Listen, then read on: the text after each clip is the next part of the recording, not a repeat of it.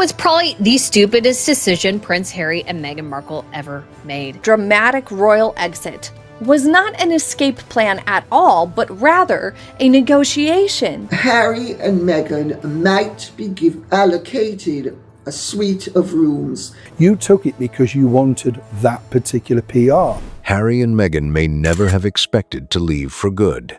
One theory says the dramatic exit wasn't meant to be permanent at all. Instead, it was a high-stakes move, with the expectation that the Queen would step in, negotiate, and agree to the arrangement they wanted. That didn't happen. The strongest clues aren't just in what was said publicly, they're in the moves that were quietly made long before any announcement appeared. This very specific theory that Megxit was a bluff by Harry and Meghan to try to force the half-in, half-out arrangement that they were seeking. And the Queen called it. Here's the part many people debated, but rarely said so directly. According to this interpretation, Megxit wasn't simply a resignation. It looked more like an ultimatum presented as one. Think about how everything unfolded. Announcing such a major decision on Instagram without first reaching a public agreement with the institution was an extraordinary step. Supporters of this theory argue that it suggests confidence the palace would eventually compromise. That's the key idea behind this viewpoint. The belief was that Harry and Meghan thought the monarchy depended on them more than they depended on the monarchy. When it's put that way, it sounds like a huge gamble. The main reason why I think that this was a bluff and a sort of negotiation tactic that spiraled out of Harry and Meghan's control has a lot to do with their initial statement that they made when they announced Megxit. Some of the questionable behavior leading up to it felt like it was kind of building to something, or like the Sussexes had an agenda, a secret agenda going on behind the scenes. And then it was further sort of backed up by the events that followed Megxit and the way Harry and Meghan behaved.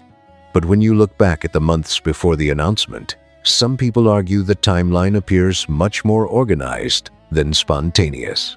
Instead of a couple simply reacting to intense pressure, they see signs of careful planning and preparation. Pulling off a move that's significant would require major pieces to already be in place: financial independence, a strong public relations strategy, and a way to communicate directly with the public without relying on palace channels. Megxit is all about fulfilling Meghan's desires. That's what it's all about. And so Harry is doing that. He's looking to her because he is looking to her. He's looking to her for this grand plan that they have. And she is looking somewhere off into the future because she is the one guiding this. Even though she's clasping his hand, she's the one guiding and directing. Here's where the timeline gets especially interesting. By the time the statement was published, supporters of this theory argue those building blocks were already taking shape. Looking back to 2019, before public speculation about leaving became widespread, attention was focused on a new baby and a successful royal tour. Behind the scenes, however, another development was unfolding. One of the biggest examples often mentioned is the Sussex Royal trademark. It was registered across a wide range of categories, including clothing, books, charitable work, and many other areas. So let's begin by going all the way back to 2019, the end of 2019, from the South Africa "nobody's asked me if I'm okay" thing through to Megxit first. So suspiciously, in late 2019, Harry and Meghan quietly registered Sussex Royal as a trademark globally for hundreds of items, things like clothing, educational materials, campaign initiatives. This shows clear intent to aggressively monetize their titles while remaining working royals, because they did this before there was any talk of them leaving, according to everybody. To some observers, that looked less like planning for a quiet life, devoted only to public service, and more like preparing for a much broader global brand. That's the kind of move some critics say fits a plan to build a business around a well-known public profile while still connected to the institution. From that perspective, It wasn't just about carrying out royal duties, it also looked like laying the groundwork for future independence. Then came another major change. Harry and Meghan separated from the Royal Foundation, the charity they had previously shared with William and Catherine.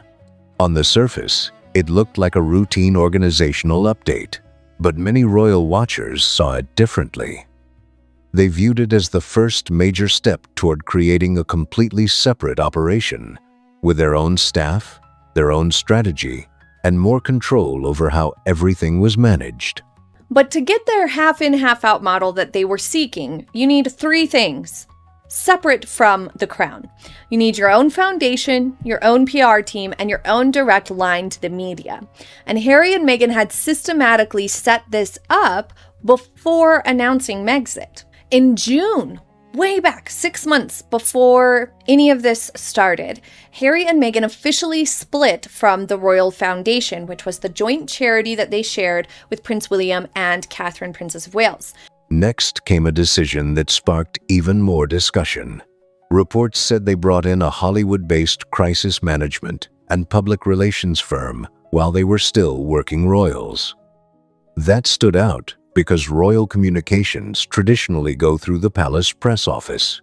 To critics, bringing in an outside American PR team suggested they wanted to shape their public image in ways that weren't entirely directed through the usual royal channels. Then there's another detail that keeps coming up whenever this timeline is discussed. A polished new website had reportedly been developed by an outside agency, with its domain registered months before the public announcement.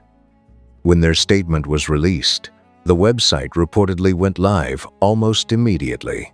To many observers, that level of coordination didn't look like something put together overnight. Instead, it gave the impression of careful preparation well before the news became public. Supporters of this interpretation argue that a fully designed website, ready to launch at the exact moment of a major announcement, doesn't usually happen by accident. They see it as evidence of detailed planning rather than a last-minute decision. Many commentators also point to the South Africa tour in late 2019 as another significant moment. Officially, the visit was meant to highlight charitable work and represent the crown. Super suspicious. The next month, in October of 2019, while they were on a taxpayer-funded official tour of South Africa, not only did Meghan do the "I'm not okay" thing, and they did an interview, a televised interview with Tom Bradby, this bypassed not only the Queen and Prince Charles entirely, but their whole entire system and teams, which effectively shunned the long-standing royal PR strategy of never complain, never explain. But several events during the trip quickly became the focus of headlines instead. One of the most talked about moments came when Meghan said on camera that nobody had asked if I was okay. The comment drew widespread attention and shifted much of the media conversation away from the tour itself. Around the same period, legal action against a newspaper also became public, adding another major story to the visit. Not long afterward, Harry released a strongly worded statement criticizing parts of the British press. According to reports, the statement was issued without the usual palace approval process. For an institution often associated with the approach of never complain, never explain, that move was widely seen as a dramatic break from long-standing royal communication practices. Critics argue that a trip intended to represent the Queen ended up drawing attention toward Harry and Meghan's own challenges instead. From their perspective, the focus shifted away from the official mission and toward personal headlines.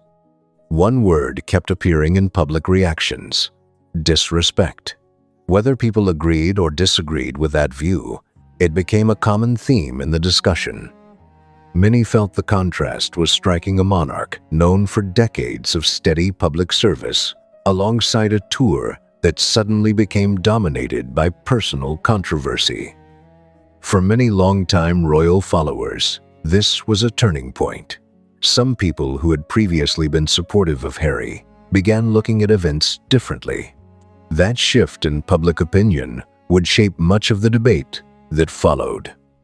Then came the 8th of January 2020, and the announcement that changed everything. Looking closely at the wording, some commentators argue it sounded less like a simple resignation and more like a proposal outlining the future they hoped to have. The statement said, "We'll step back as senior royals. We'll split our time between Britain and North America. We'll become financially independent while continuing to support the Queen." Those words quickly sparked intense debate about what that arrangement would actually mean in practice. Critics interpreted the message in a much stronger way. In their view, it amounted to, "We want to keep the status, the royal connections, the public profile, the security arrangements where possible, the high-profile engagements, and also build commercial opportunities at the same time." Supporters, of course, saw it differently. But that interpretation became one of the biggest talking points surrounding the announcement. Another point that drew attention was the timing. The statement was released publicly before a final agreement had been announced. Some observers believed that making the proposal public first would increase pressure for a compromise, while others argued it reflected a different approach to handling the situation. Either way, it immediately placed the issue in front of a global audience. One online comment captured how some critics viewed the situation. The person compared it to being 10 years old, running away from home, fully expecting your parents to come chasing after you, begging you to come back, promising you whatever you want. The comparison continued by suggesting that when no one comes after you, you're left realizing things won't unfold the way you expected. Whether people agree with that analogy or not, it became one of the most widely shared ways of describing this interpretation of Megxit. According to one popular interpretation, Harry and Meghan reached the point of leaving fully, expecting the palace to ask them to stay. Supporters of that theory imagine they believed the family would eventually reopen negotiations, that William would struggle without them, or that public support would create pressure for a compromise. Whether that's accurate or not, it's a view that continues to spark debate. Some critics also argue they overestimated how much of the public attention was tied to them personally. They point to the huge wedding crowds, magazine covers, and worldwide fascination as reasons Harry and Meghan may have believed their popularity would remain just as strong outside royal life. Others see it differently, arguing that much of that attention came from their roles within the monarchy itself. From that perspective, once they stepped away from official duties, the spotlight naturally shifted back toward the institution. Then came the Sandringham Summit, one of the defining moments of the entire story. This was where the proposed half-in, half-out arrangement was formally discussed. According to public accounts, Queen Elizabeth II rejected that model. Rather than creating a public confrontation, she made the palace's position clear. A working royal could not simultaneously represent the monarch while pursuing private commercial opportunities. A choice had to be made. For many royal commentators, that decision became the turning point. They argue the monarchy depends less on individual popularity and more on maintaining political neutrality, consistency, and public duty. From that viewpoint, allowing senior working royals to mix official responsibilities with major commercial ventures could have blurred important boundaries. Whether people agree with that reasoning or not, it helps explain why the proposed arrangement was ultimately declined. Looking back, many supporters of the Queen's decision believe it has stood the test of time. They argue she quickly recognized the long-term challenges the proposal could create and relied on decades of experience rather than public pressure. Others continue to believe a different outcome might have been possible. Even so, the Sandringham decision remains one of the most significant moments in the modern history of the royal family, and it continues to shape discussions about Harry and Meghan's departure years later. Many supporters of Queen Elizabeth II saw that decision not as cold or personal, but as an example of the steady resolve that defined her reign. To them, it reflected the consistency and discipline that earned her respect over decades of public service. With the proposed arrangement rejected, Harry and Meghan faced a major crossroads. They could accept the new terms or continue pushing for a different outcome. The palace also announced a 1-2 month review period, leaving open the possibility of reassessing the situation later. Some observers viewed that as a practical transition period, while others believe Harry and Meghan saw it as an opportunity to prove they could succeed on their own and eventually negotiate from a stronger position. During that time, they signed high-profile commercial agreements and launched new projects. Critics argue they expected growing success in entertainment and media to strengthen their position. But when the review period ended, the palace confirmed the decision would become permanent. Honorary military appointments were removed, royal patronages were returned to the crown, and the working royal role officially came to an end. For many commentators, that marked the point where any expectation of returning under the original proposal effectively disappeared. One online commenter summed up this interpretation with a short observation: "It started as a bluff." From there, some critics believe the public dispute became far more confrontational, with each side increasingly viewed through the lens of a growing family conflict. Then came the Oprah interview, one of the most widely discussed television events in recent royal history. During the conversation, Harry and Meghan raised concerns about security, shared experiences involving mental health, and described conversations about race within the royal family. Those claims generated enormous international attention and prompted widespread debate. Buckingham Palace later responded with a statement, saying the issues raised would be taken seriously, while noting that recollections may vary. Many commentators also focused on the timing of the interview. It aired around the period when the palace confirmed the final arrangements for Harry and Meghan's departure. Some observers believe the interview was intended to explain their perspective after months of public speculation. Others argued that timing increased pressure on the institution during a particularly significant moment. Whatever interpretation people favor, the broadcast became a defining chapter in the ongoing public discussions surrounding the royal family and Harry and Meghan's exit, and its impact continues to be debated today. The Queen's public response was remarkably brief. Rather than engaging in a prolonged public dispute, Buckingham Palace issued a carefully worded statement that included the now famous line that some recollections may vary. There were no lengthy exchanges or escalating public arguments. To many observers, it reflected the palace's long-standing approach of responding sparingly during moments of intense controversy. After that, attention shifted to what many commentators describe as the next phase of Harry and Meghan's post-royal life. According to one interpretation, the goal became proving they could build a successful global presence outside the monarchy. New media projects followed, including the Netflix series, Harry's memoir, major interviews, and a series of high-profile public appearances that kept them firmly in the international spotlight. The results, however, sparked mixed reactions. Some projects attracted huge audiences, while others received more divided responses. One of the biggest setbacks came when their Spotify partnership ended.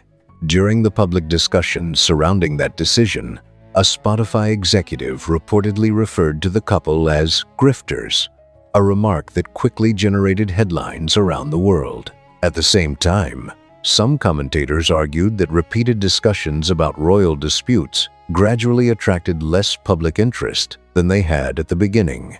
Critics often point to what they see as the central irony of the entire story. They argue that Harry and Meghan worked hard to establish an identity independent of the royal family, yet much of the worldwide attention surrounding them continued to center on their royal connection. Supporters disagree and point to their charitable work, media ventures, and advocacy outside the institution. Even so, the debate over how much of their public profile is tied to the monarchy remains one of the biggest points of disagreement. Now the conversation has taken another unexpected turn. After years of public disagreements, interviews, and strained family relationships, reports and speculation about possible reconciliation have started appearing again. Stories have circulated about potential meetings and renewed contact, although many details remain unconfirmed. One rumor, in particular, has drawn strong reactions online. Reports have suggested that Harry and Meghan could potentially be offered accommodation at Buckingham Palace during future visits. Those claims have not been officially confirmed, but they have fueled intense debate across social media and among royal commentators. Supporters see the idea as a practical gesture if family relationships improve. Critics strongly oppose it, especially in light of the couple's previous public allegations and the years of conflict that followed. But really, Markle returning is not like, say, Marilyn Monroe turning up to film The Prince and the Showgirl in 1956, is it? You kind of think, yeah, in the scale of things, we're not too fussed, sister.